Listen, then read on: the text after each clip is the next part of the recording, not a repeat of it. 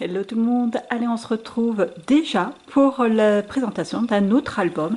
Un album qui va être vide de photos puisque je l'ai fait dans l'esprit d'utiliser du matériel qui s'entasse dans mon bureau. Donc voilà, c'est un reste de collection Stamperia avec une autre collection que j'avais utilisée il y a très longtemps parce que c'était pour faire un album naissance d'Enola, donc il y a plus de 9 ans de ça, donc je ne me rappelle pas du tout le nom de la collection.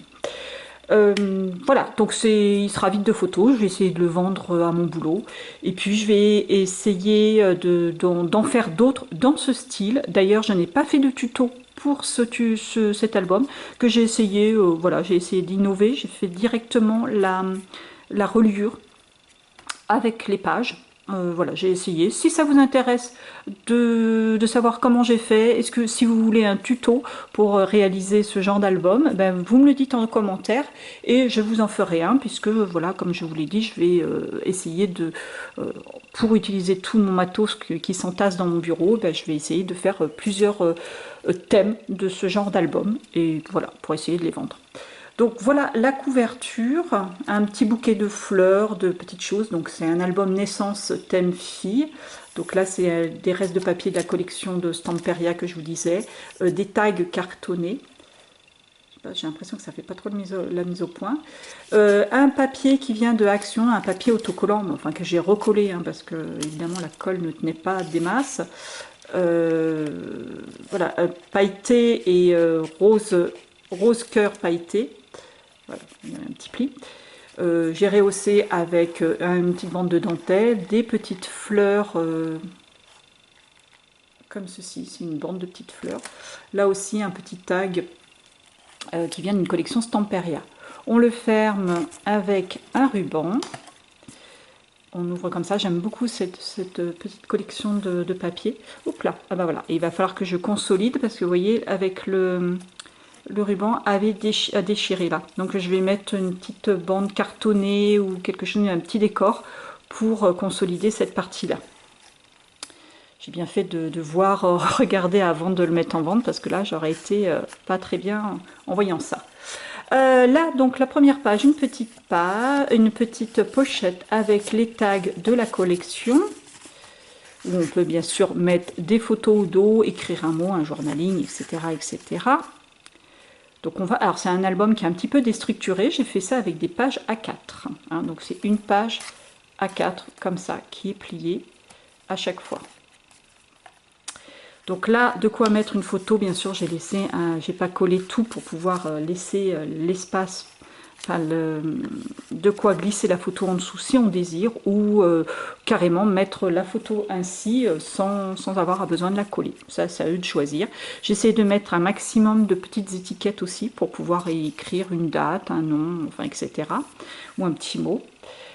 Voilà, là aussi, pas collé. Là, on tourne comme ceci. Il y a un tag comme ceci avec une superposition de petites étiquettes. On ouvre comme ceci. Et là, il y a de quoi coller des photos. Et là aussi, un espace photo. J'ai pas mis de petit appareil photo. J'aurais pu mettre un petit appareil photo pour visualiser là où on met les photos, pour coller les photos. Mais bon, je préfère laisser le choix aux personnes de faire comme ils veulent. Un petite étiquette 100% fille. Là encore, une petite pochette dans laquelle j'ai mis différents petits carnets où là encore on peut mettre soit des photos format identité ou là des petits journalings ou un petit mot doux ou une petite pensée, une petite anecdote, etc. Et on ouvre comme ceci pour laisser. Alors j'ai pas compté le nombre de photos qu'il y a. On peut en mettre, ça dépend si on met derrière les tags hein, ou pas, mais on peut quand même en mettre pas mal. Là aussi un espace photo. Cette page elle est creuse et dedans un tag double pour y mettre encore plus de photos. Là aussi, là une pochette encore une fois.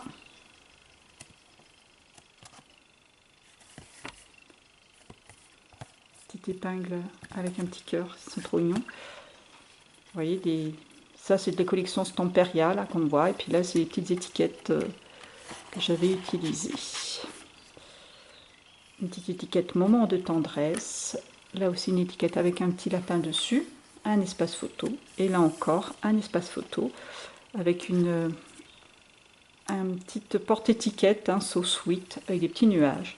Et on finit l'album par une grande pochette, hein, avec dedans, encore une fois, petit carnet, une enveloppe dans laquelle j'ai mis, là aussi, des petits carnets à remplir